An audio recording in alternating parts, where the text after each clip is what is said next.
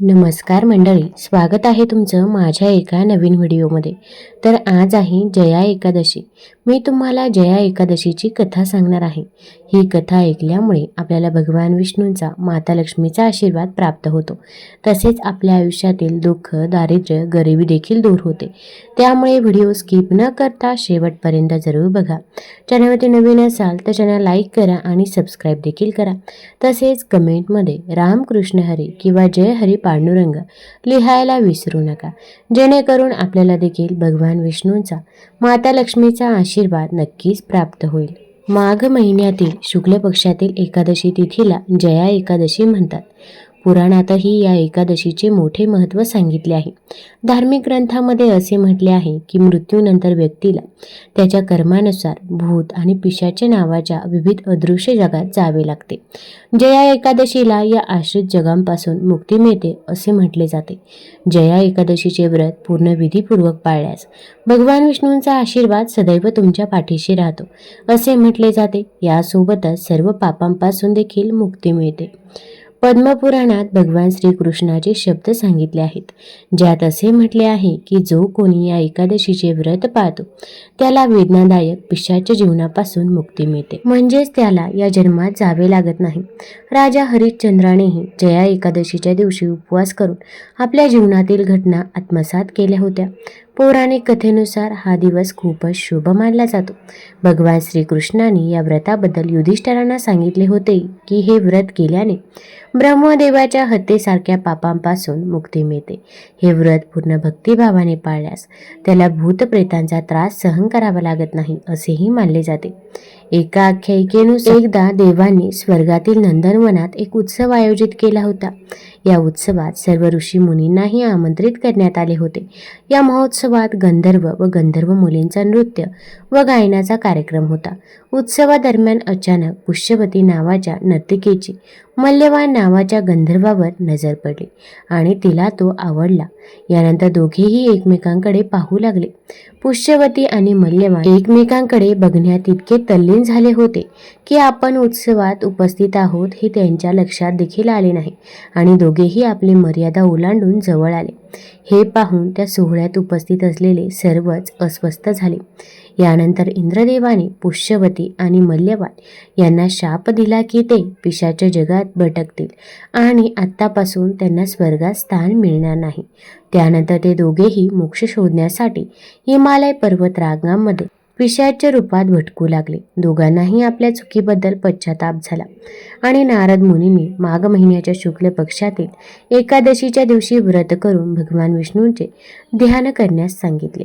हे त्यांना पिशाच्या योनीतून मुक्त करेल. त्यानंतर त्यांच्या विनंतीवरून पुष्यवती आणि मल्यवान यांनी या तिथीचे व्रत ठेवले आणि विधी केले, ज्यामुळे त्यांना पिशाच्या प्रजातीपासून मुक्तता मिळाली. त्यामुळे जया एकादशीचे दिवशी पिशाच्यांच्या दुनियेत भटकणाऱ्या लोकांना मुक्ती मिळते आणि त्याच वेळी पितरांनाही सुख मिळते. याशिवाय वैकुंठ धाममध्ये श्रीहरींच्या चरणी निवास करता येतो, अशी या एकादशी व्रताची कथा आहे. आता या एकादशीच्या दिवशी अगदी आपल्याला व्रत करणे शक्य नसेल तरी पण आपण या दिवशी भगवान विष्णूंची पूजा सेवा जरूर करायची आहे. आपण दिवसभरामध्ये आपल्याला जेवढ्या वेळा शक्य होईल तेवढ्या वेळा ओम नमो भगवते वासुदेवाय, ओम नमो भगवते वासुदेवाय या मंत्राचा जप करावा. त्याचसोबत विष्णू सहस्रनामाचे देखील पठण करावे. यामुळे आपल्याला भगवान विष्णूंचा आशीर्वाद नक्कीच प्राप्त होत असतो. तसेच ही कथा देखील जरूर ऐकावी.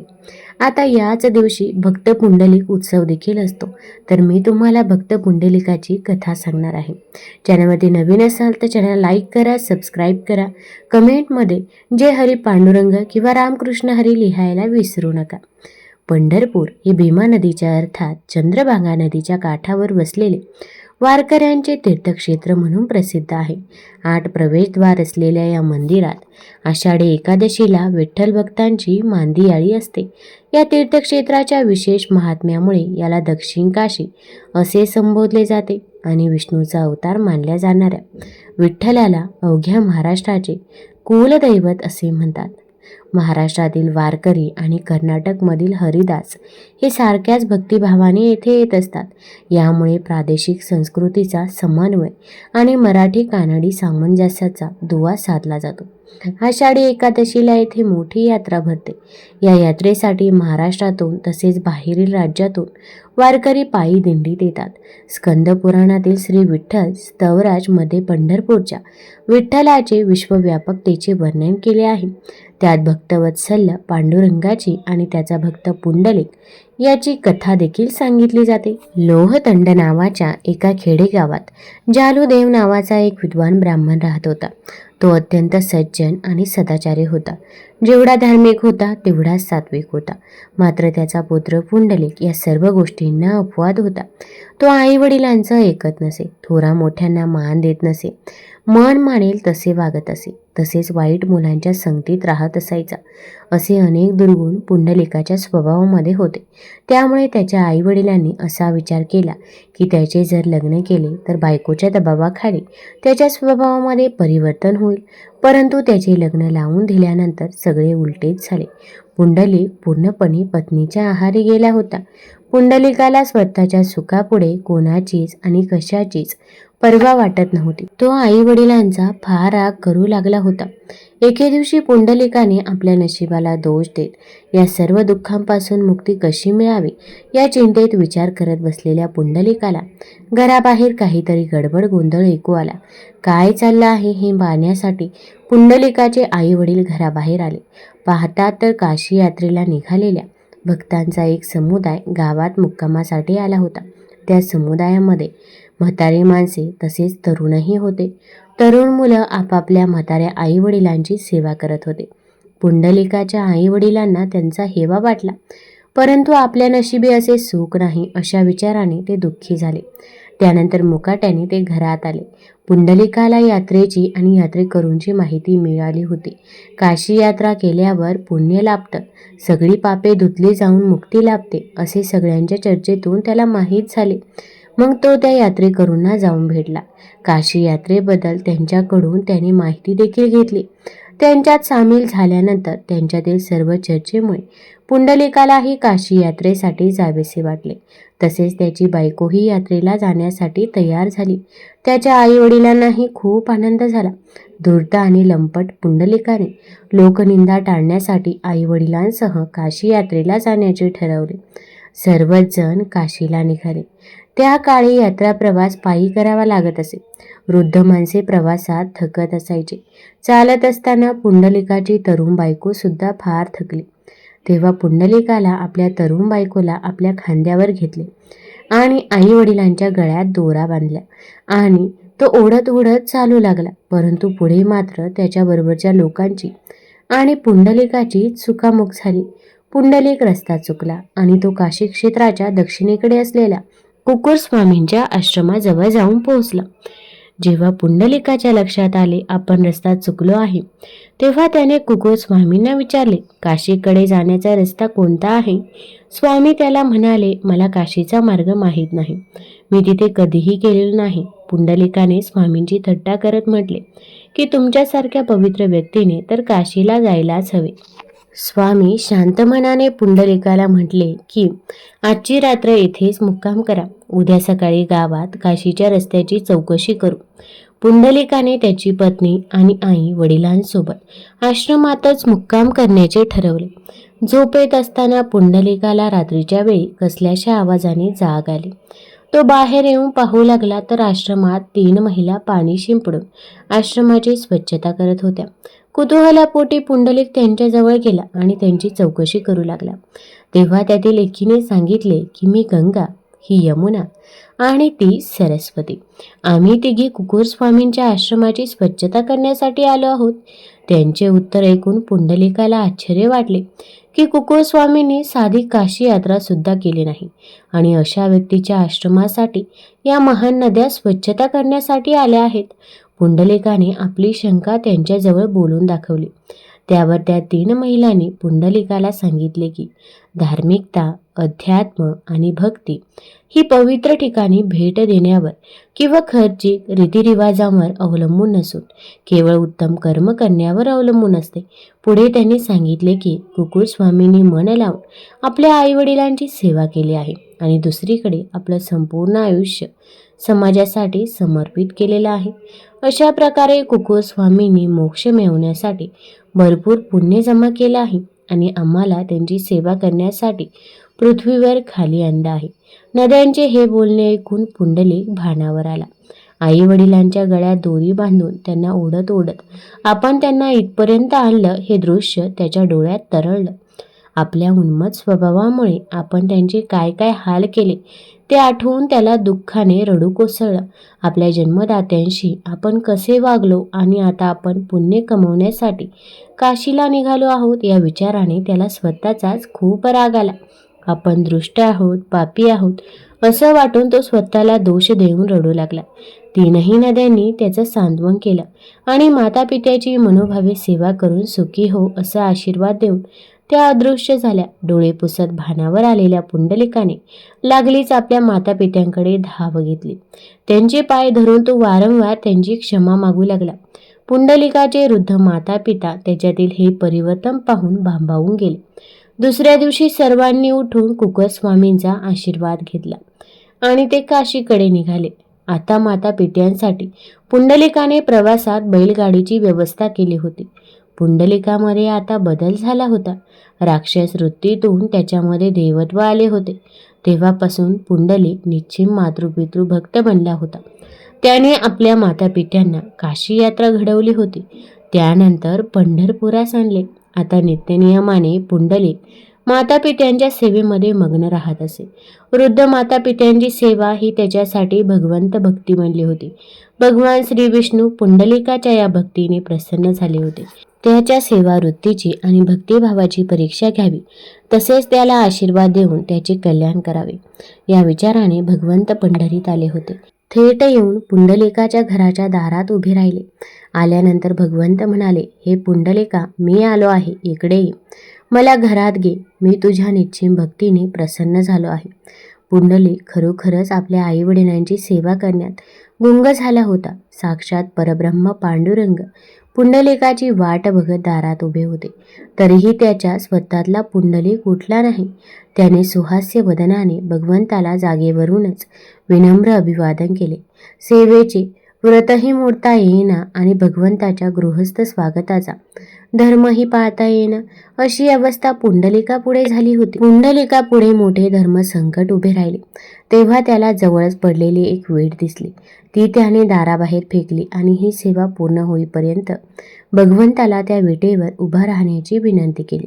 पांडुरंग पुंडलिकाच्या सेवेप्रती असलेल्या निष्ठेवर प्रसन्न झाले आणि तिथेच त्या विटेवर उभे राहिले. थोड्याच वेळात आपल्या मातापित्यांना गाढ झोप लागली आहे हे पाहून त्यांना वंदन करून पुंडलिक पांडुरंगाजवळ गेला. पांडुरंगाला मनोभावे वंदन करून दारात तिष्ठीत ठेवल्याबद्दल क्षमा देखील मागितली. त्यावर पांडुरंग त्याला म्हणाले, पुंडलिका, तू खरा भक्त आहेस. तुझ्या या परम समर्पित भावनेने आणि भक्तीने मी तुझ्यावर प्रसन्न झालो आहे.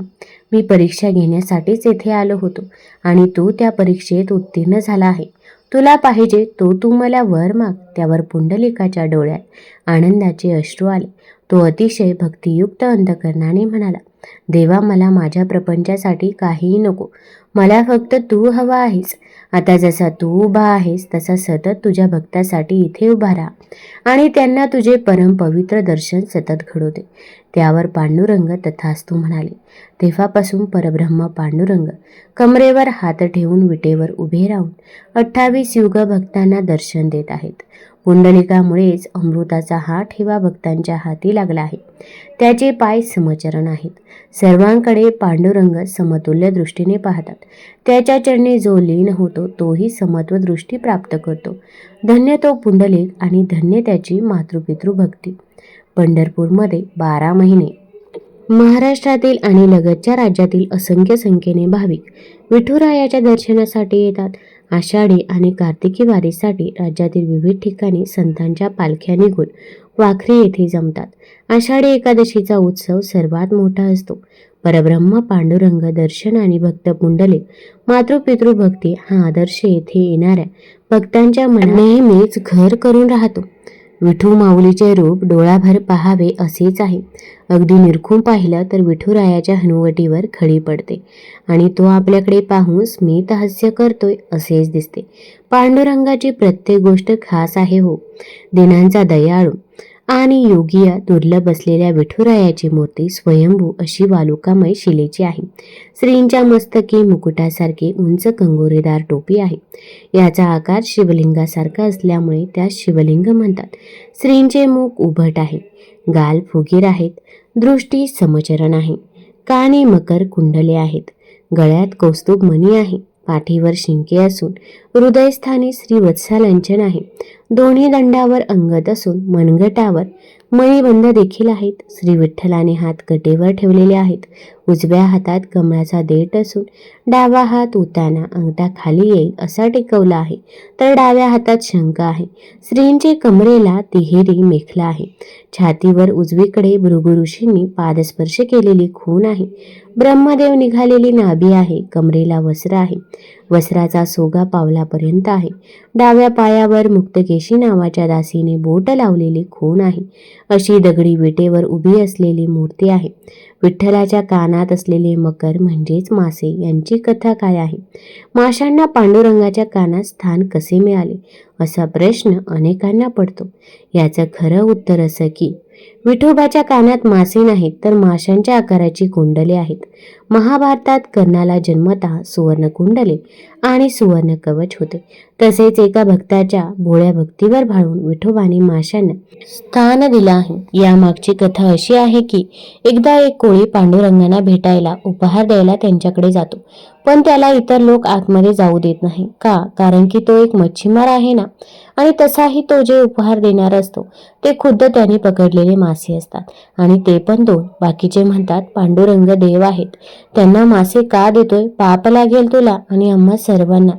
तेव्हा पांडुरंग खुद्द तेथे येतात आणि सगळ्यांना सांगतात की तो जे देतोय ते तुम्ही कशाला पाहताय, त्याच्याकडे काही नसून तरी तो देतोय त्याकडे पहा, आणि मला जे काही तुम्ही भक्तिभावाने देणार ते मी अत्यंत आदराने आणि मनापासून स्वीकार करेल, मग ते काहीही असू द्या, कारण मी ही सृष्टी चालवली आहे, त्यात तुम्ही एकटे नसून इतर प्राणी पण आहेत आणि मी तुम्हा सर्वांना प्रेम करतो आणि प्रेम हे लहान मोठ्या भेदभावाने अडकत नाही असं सांगून ते त्या व्यक्तीकडून ते 2 मासे घेतात आणि सर्वांना समजलं पाहिजे की सगळे समान आहे म्हणून आपल्या कानात कुंडलासारखे घालून देतात। एका अभंगात या मकर कुंडलांचा उल्लेख आहे। मकर कुंडले तळपती श्रवणे, अर्थात कानात माशाच्या आकाराचे कुंडले असलेले होय।